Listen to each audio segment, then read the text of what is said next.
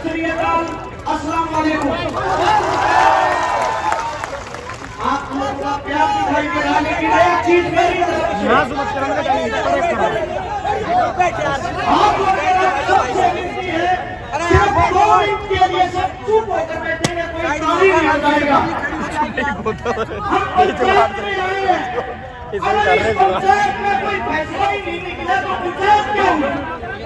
इसलिए आप सबसे गुजारिश है, 2 मिनट तक कोई भी ताली नहीं बजाएगा, किसी के मुख से कोई भी आवाज नहीं निकलनी चाहिए।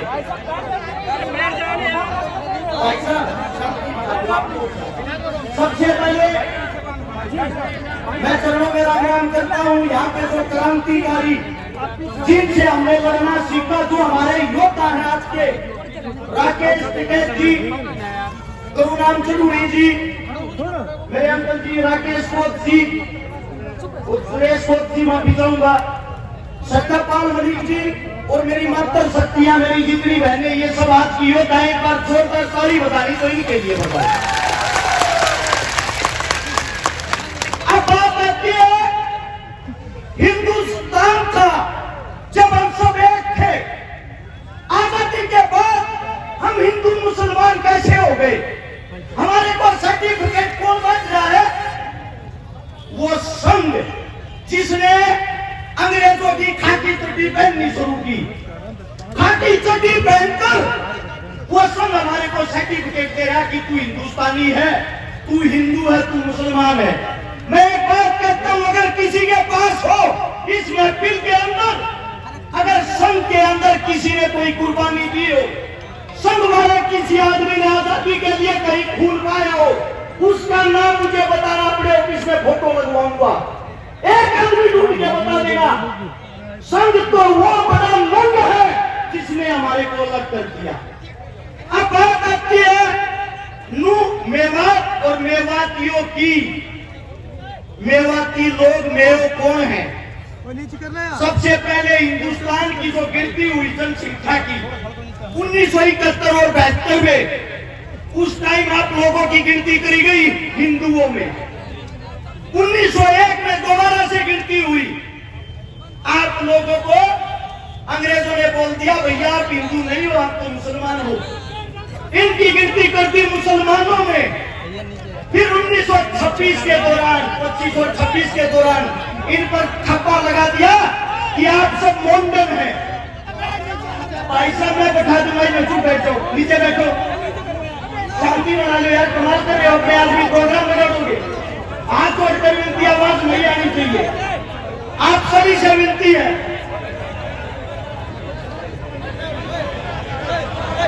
आप सभी साथियों को इतना कहूंगा, आप लोगों पर थप्पा लगा के बना दिया कि आप मुसलमान हो। 1947 में जब हम आजाद हुए, आजाद के बाद हमारे बीच में एक गुजरों को टोल किट के रूप में इस्तेमाल करते हैं। यहाँ मेवात में एक बड़े भाई, वैसे तो मैं भी आपके बीच में गुजरी था, पर गुजरों की तरफ से प्यार मोहब्बत का पैगाम लेकर उत्तर प्रदेश से समाजवादी पार्टी के विधायक चौधरी अतुल प्रधान जी हमारे बीच में प्रधान जी हम माफी चाहता हूँ।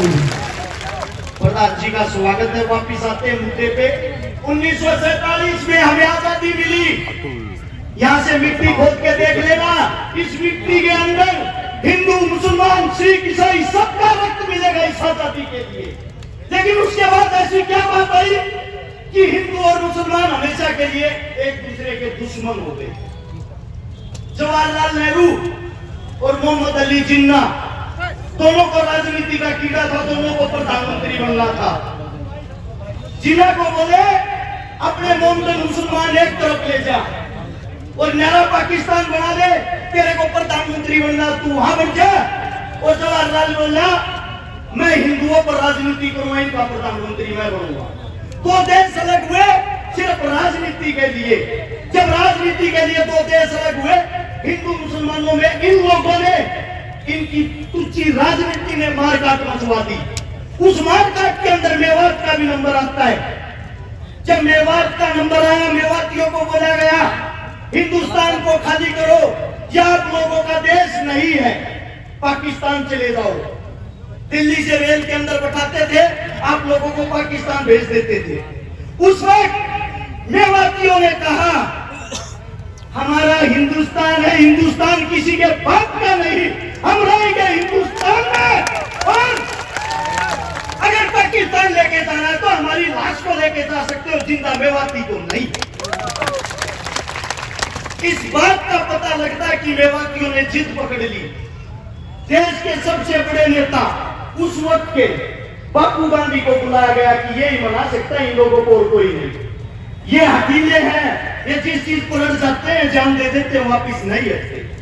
आपके मेवात मुंह के अंदर घासेड़ा गांव है, वहां पे बापू गांधी जी आए। गांधी ने आप लोगों को मनाया, तुम्हारे को अच्छी सुविधा दिलवाऊंगा, अच्छी फैसिलिटी दिलवाऊंगा, आप लोग यहां से पाकिस्तान चले जाओ, वापिस आ जाओगे शांति होने के बाद। ये गांधी के शब्द थे। उसी वक्त एक मेवाती बुजुर्ग ने खड़ा होकर कहा, गांधी जी हमारे को हमारे देश के अंदर मिट्टी दे दो, मिट्टी नसीब करवा दो, वो काफी है, देश को छोड़ के नहीं जाएंगे। ये बात सुनने के बाद गांधी ने ऐलान किया, मेवाती हिंदुस्तान की रीढ़ की हड्डी है और मेवाती यही रहेगा। अब बात आती है, आप लोग पिछड़ क्यों रहे हो? मेवात की खबर पढ़ के देखते हो कभी? हमारी साइड जो अखबार आता है, टीवी आता है, उसमें दिखाया जाता है मेवात मिनी पाकिस्तान है, मेवात के अंदर तो बलात्कार होते हैं, मेवात के अंदर आदमियों को काटा जाता है। हमारी नई यूथ युवा पीढ़ी उस अखबार को पढ़ती है, कच्चेधारियों की बातें सच मान के उस पर अमल करती है। उनको यह दिखाई नहीं देता इस देश को जो हाल में चला रहा है, सरकार चलाने वाला जिसका नाम है नरेंद्र मोदी, भारत देश का प्रधानमंत्री, जिसकी जो जाति की अगर बात आती है, जिस जाति में उसने जन्म लिया, मैं मोदी साहब से पूछना चाहता हूं, मोदी साहब आप खुल के सबके सामने क्यों नहीं बताते आपकी जाति क्या है? आपने किस जाति में जन्म लिया है? तेजी जाति में। और तेजी जाति 1947 से पहले मुसलमानों के अंदर आती थी, 47 के बाद उन्होंने हिंदू धर्म में कन्वर्ट किया। अरे आप देश के मुस्लिम परिवार में पैदा होकर या हिंदू मुसलमान करवा कर हमारे को मरवाना चाहते हो। अब बात आती है कमी की, कमी कहां है सिस्टम में? कमी है आप लोगों के अंदर, कमी है हमारे अंदर। वो कमी क्या है? भगत सिंह, राजगुरु, सुखदेव लाहौर जेल के अंदर जब फांसी तोड़े जा रहे थे, उसके बाहर, जेल के बाहर लाखों आदमियों की भीड़ थी। सब उनको क्रांतिकारी मानते थे, सब उनको देशभक्त मानते थे। वे लाखों आदमी बाहर चिल्ला रहे थे, इंकलाब जिंदाबाद, भगत सिंह जिंदाबाद।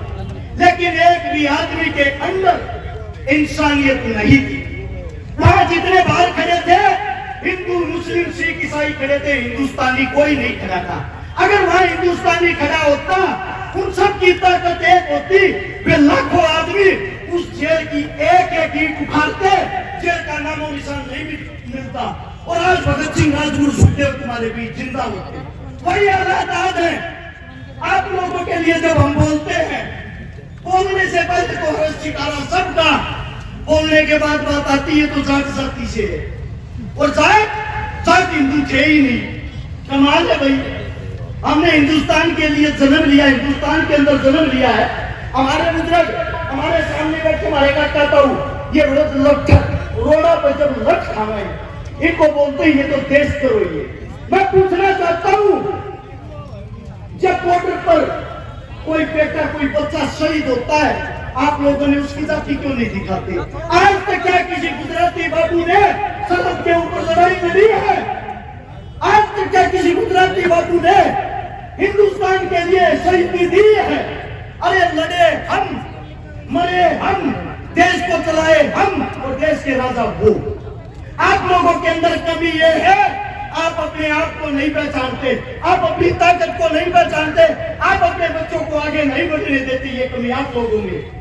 जब आपका बच्चा रोड पे मरता है तो अन्य के तुझ भैये आपके बच्चे को हिंदू मुसलमान बना के मार देते हैं, आप भी उस राजनीति में फंस जाते हो। आप लोगों के अंदर ताकत नहीं है क्या? आप अपने खून को भूल गए क्या? या धमकियों से डरने वाले हो, अगर धमकियों की बात करो, मेरी औरत जब मैं घर से निकलता हूं ये कहती है पता नहीं वापिस आएगा या नहीं।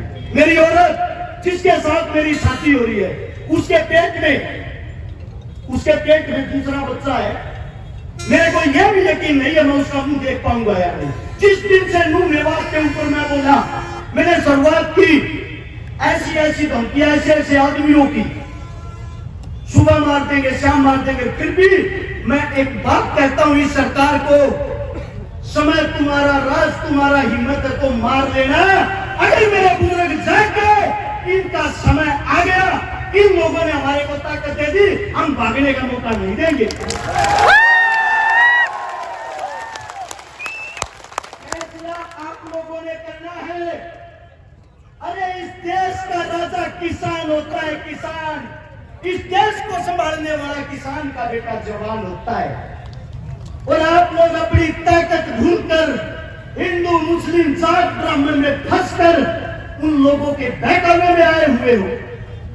चारों तरफ से धरती माप लेना, हर 7 किलोमीटर पर एक मंदिर मिलेगा, हर 12 किलोमीटर पर एक मस्जिद मिलेगी, हर 5 किलोमीटर पर पीर बाबा मिलेगा।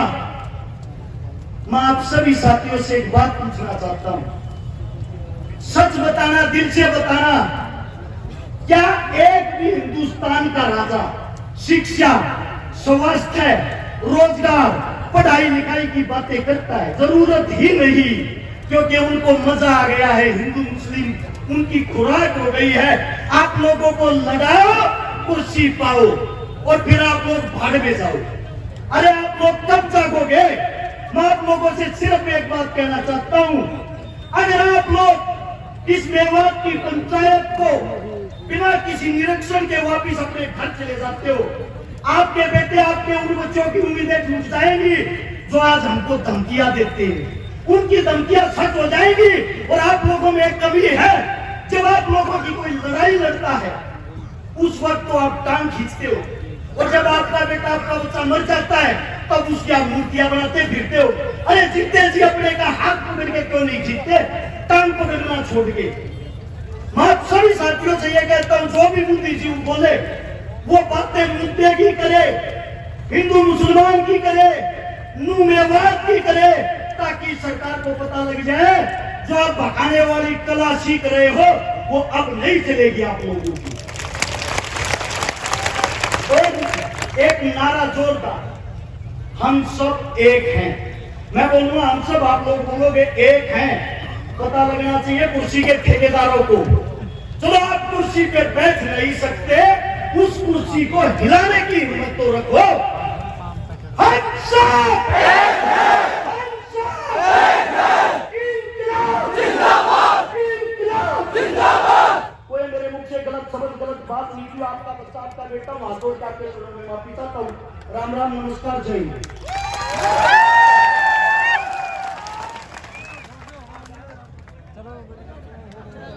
बहुत बहुत धन्यवाद आदरणीय राधा राम जी।